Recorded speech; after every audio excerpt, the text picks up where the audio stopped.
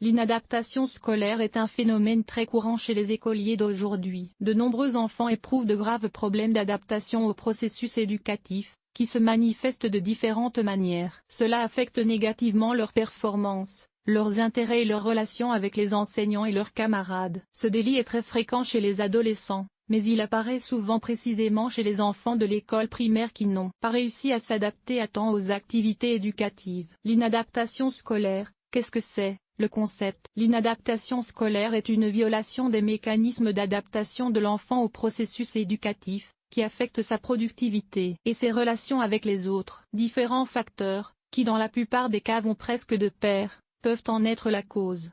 L'hérédité, caractéristiques individuelles et néoplasmes. Les relations familiales et personnelles. Des questions telles que l'établissement de contacts sociaux. Les écoliers présentant un risque d'inadaptation scolaire ont des difficultés à s'adapter, à assimiler le matériel pédagogique et à obtenir des résultats scolaires. Leurs relations avec leurs pairs et les adultes se développent difficilement. Leur développement personnel se fait lentement. Il s'agit souvent d'enfants en bas âge, qui aiment mentir, tombent facilement sous l'influence de quelqu'un d'autre et ne connaissent pas bien le moi. L'inadaptation scolaire à l'atteinte mentale est un phénomène qui peut commencer à se développer à tout moment de la formation. Il se produit souvent lors du passage du jardin d'enfants à l'école et du premier lien au centre. Il s'agit souvent de violation des conflits personnels de l'enfant. Le problème de l'inadaptation sociale et scolaire reste donc d'actualité pour la pédagogie et la psychologie. Approche pour résoudre le problème. À l'heure actuelle, les enseignants, en collaboration avec les psychologues, ont développé le concept d'inadaptation scolaire et sociale. Et 3 approches pour résoudre ce problème. L'inadaptation scolaire est définie comme un trouble psychologique de la personnalité et ne peut être traité que par un traitement psychiatrique. L'échec scolaire est considéré comme un phénomène éducatif. Dans ce cas, le facteur principal est la relation avec l'enseignant, enseignement et style d'enseignement,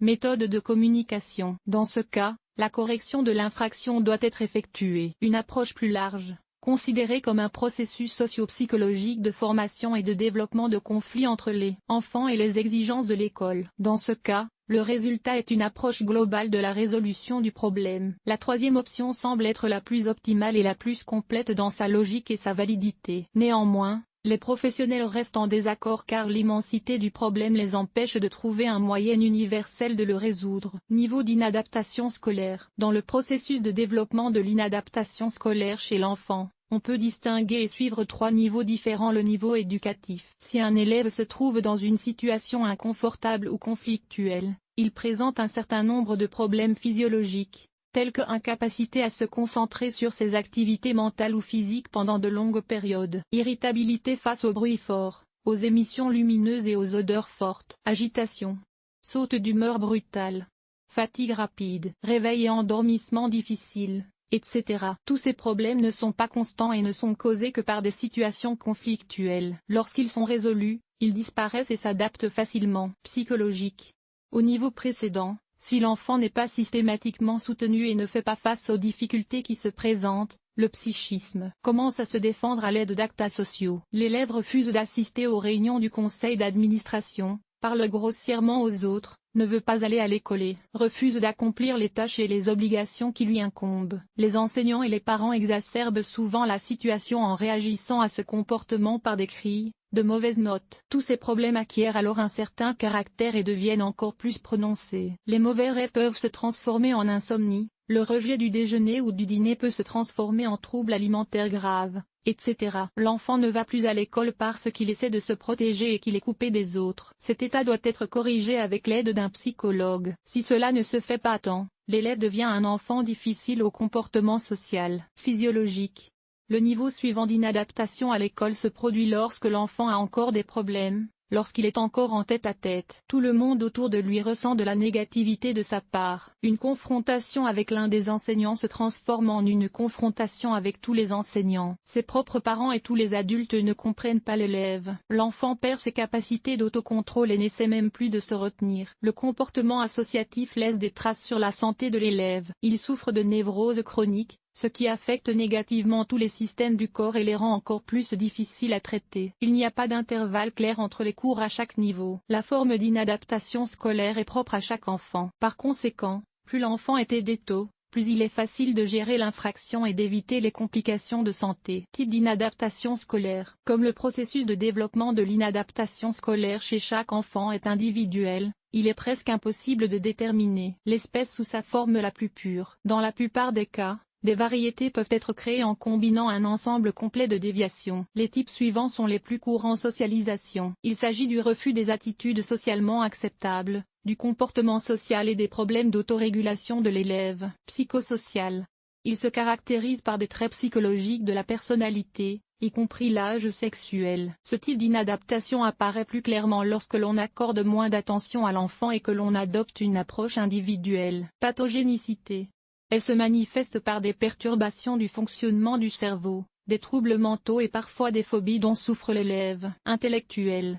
Elle apparaît souvent chez les personnes âgées, pas dans les écoles primaires. Elle est causée par des lacunes de connaissances manquées et non comblées qui affectent la recherche. Émotionnelle.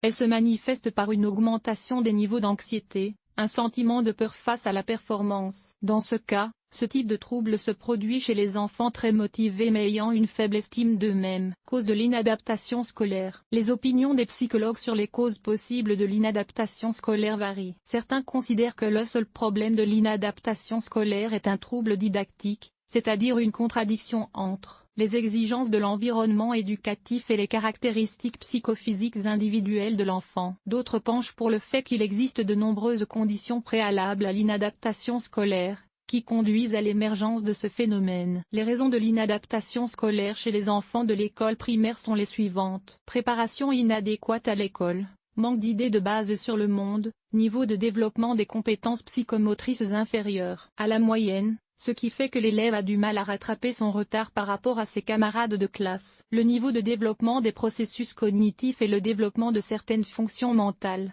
estime de soi trop faible, ou au contraire très développée, attention dispersée, mémoire faible.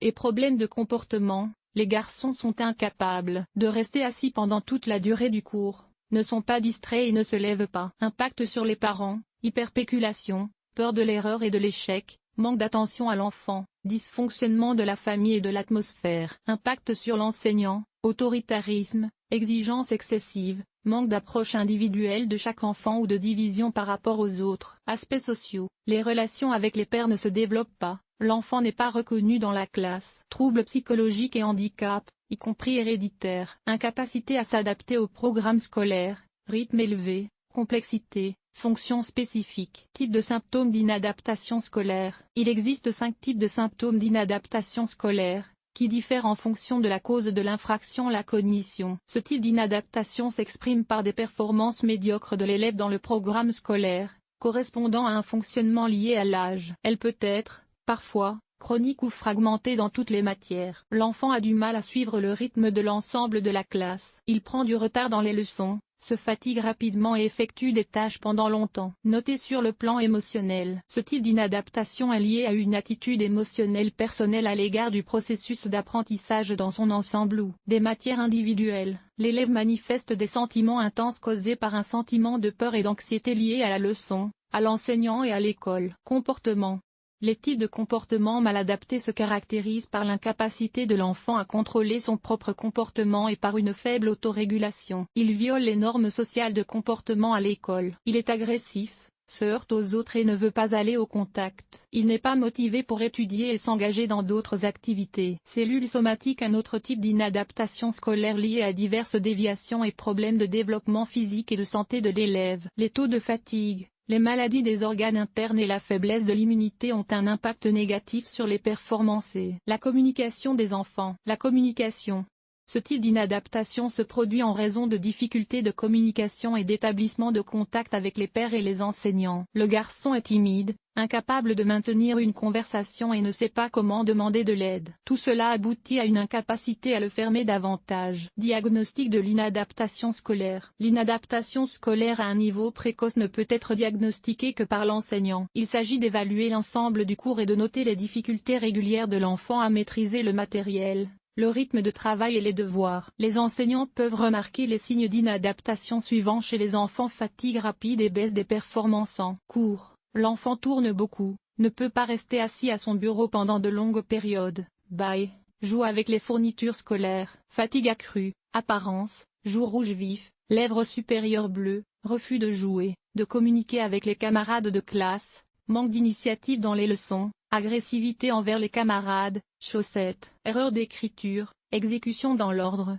beaucoup de ratures et de corrections, règles de tenue des cahiers non respectées, devoirs rendus au mauvais moment, lettres oubliées. Les bons résultats ont augmenté l'anxiété, il craint les réponses au tableau, doute de ses capacités, réagit aux commentaires par des larmes et de l'agressivité, se déshabille et fait de nombreux mouvements. Si au moins certains de ces signes commencent à apparaître fréquemment, l'enseignant est obligé de parler aux parents et de les mettre en contact avec le psychologue scolaire. Une enquête plus approfondie s'ensuit. Le psychologue effectue les procédures de diagnostic nécessaires. Il recueille et analyse les données obtenues, les critères d'inadaptation de l'école et, si nécessaire, s'entretient avec l'enfant. Les garçons sont examinés par un médecin. Le psychologue s'entretient avec l'enseignant et met tous les résultats en corrélation avec les observations. L'enseignant et le psychologue transmettent toutes les informations aux parents. Correction de l'inadaptation des écoliers. Il n'existe pas de méthode uniforme pour corriger l'inadaptation scolaire des enfants scolarisés. Des approches individuelles doivent être mises en œuvre pour chaque enfant. Les facteurs contribuant à l'inadaptation scolaire et les moyens d'y remédier sont très différents. Les enfants ont besoin d'un soutien qualifié qui tienne compte à la fois des aspects médicaux,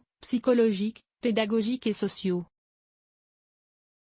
En matière de prévention, il convient d'accorder la plus grande attention à la réussite de l'adaptation à l'environnement scolaire. En effet, pour chaque élève, il s'agit d'un processus extrêmement stressant. Les parents et les enseignants doivent aider conjointement l'enfant à traverser cette épreuve. Le résultat doit être une attitude positive à l'égard de sa vie, du processus éducatif, de ses enseignants et de ses camarades de classe. Les leçons sont alors positives, il y a une approche créative, les activités éducatives apportent de la joie et de la satisfaction, et l'école devient un problème. Si des relations confidentielles et amicales sont établies entre l'enfant et ses parents, le processus d'adaptation à l'école devient beaucoup plus facile. Dans ce cas, les difficultés de la vie sont mieux surmontées et les formes d'inadaptation scolaire n'apparaissent pas. Pour éviter l'apparition de l'inadaptation scolaire, les parents, les enseignants et les psychologues doivent être guidés par des règles importantes. Chaque élève a besoin d'une approche qui tienne compte de ses caractéristiques individuelles. Mieux les adultes le comprennent, plus l'enfant se réalise et plus son équilibre psychologique est stable.